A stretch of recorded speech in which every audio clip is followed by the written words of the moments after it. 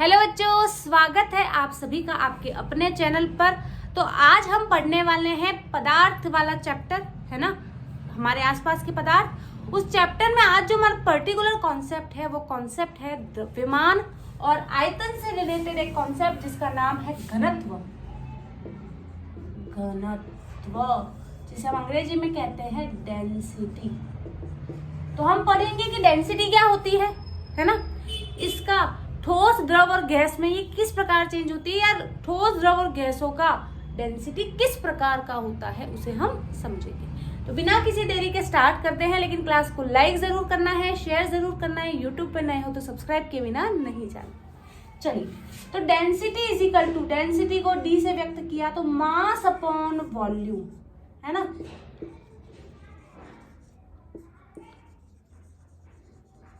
यानी द्रव्यमान बटा आयतन।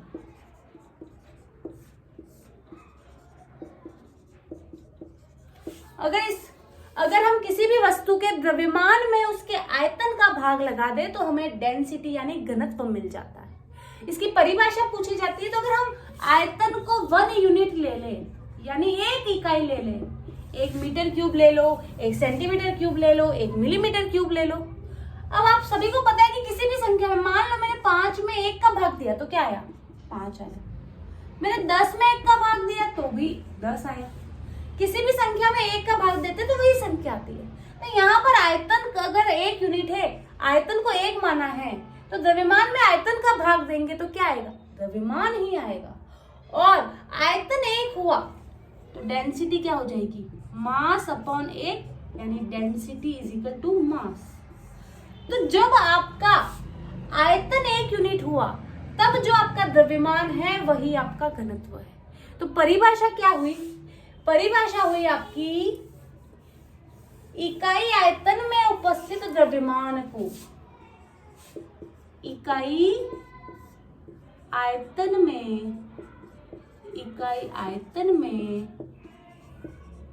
उपस्थित द्रव्यमान को घनत्व कहते हैं।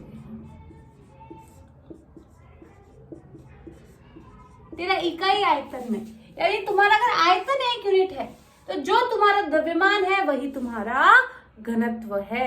सीधी सी बात है, 10 में 1 का भाग दोगे तो 10 आएगा। मान लो तुम्हारा 10 द्रव्यमान है, आयतन तुम्हारा 1 यूनिट है, तो जो तुम्हारा द्रव्यमान हो गया वही घनत्व हो गया, है ना। तो इकाई आयतन यानी अगर आयतन 1 यूनिट है तो उसमें जो भी द्रव्यमान है उसे ही हम घनत्व कहते हैं। क्लियर है। चलिए, अब आगे बात करते हैं कि ठोस, द्रव और गैस में ये जो आपका डेंसिटी है वो किस प्रकार वेरी करती है। जल्दी से इसका स्क्रीनशॉट ले लो बेटा।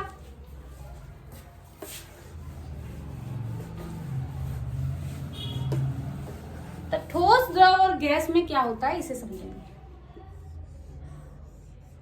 ये आपका ठोस है, ये आपका द्रव है और ये आपका गैस है ना। इन सब का मैंने क्या बोला, आयतन इकाई है ना। इन सब का जो वॉल्यूम है वो 1 यूनिट है सबका। इसका भी वॉल्यूम 1 यूनिट है, इसका वॉल्यूम भी 1 यूनिट है और इसका वॉल्यूम भी 1 यूनिट है। ठीक है, अब देखते हैं।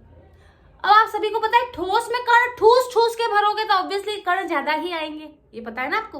ठोस में कण ठूस ठूस के भरे होते हैं। अब इसमें कण ठूस के कण बहुत पास है।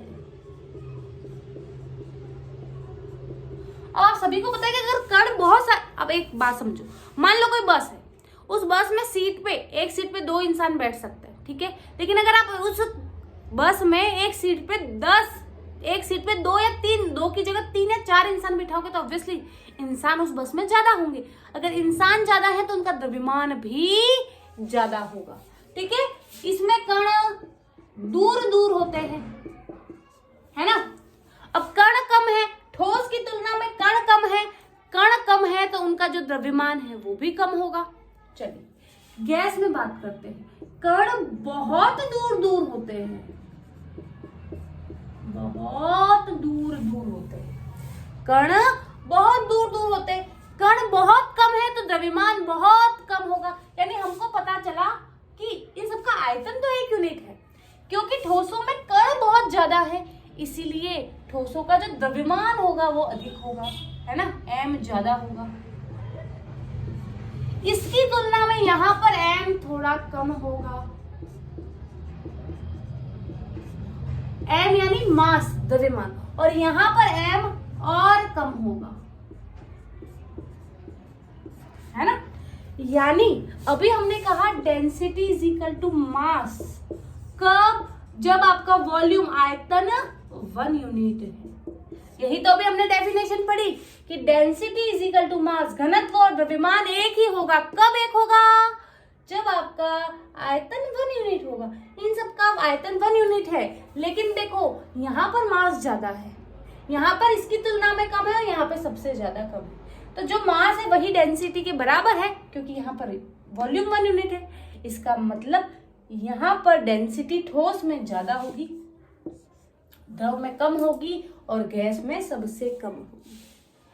तो इसका मतलब ठोसों का घनत्व सर्वाधिक होता है, द्रव का घनत्व ठोसों की तुलना में कम होता है और गैस का घनत्व सबसे कम होता है। आई होप आपको क्लियर। अब आपने देखा होगा बेटा कि भाई जब आपको स्विमिंग नहीं आती है, बहुत सारे लोगों को स्विमिंग आती है, बहुत सारे लोगों को स्विमिंग नहीं आती है, स्विमिंग पूल में या कहीं जाते हैं तो क्या करते हैं, एक ट्यूब लेते हैं, इस ट्यूब में हवा भरते हैं। ये जो ट्यूब है आपकी, है ना, ट्यूब, इस ट्यूब में हवा भरते हैं और उसके बाद पानी में उस ट्यूब को डाल के आराम से बैठते हैं। आखिर ऐसा क्यों?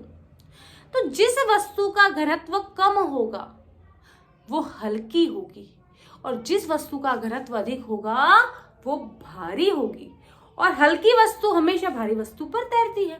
तो क्योंकि गैस का घनत्व द्रव से कम है, इसीलिए इसमें जो गैस भरी हुई है ना, उस गैस के कारण ये ट्यूब पानी पर तैर रहा है और आराम से आप उस पर बैठ पाते हो।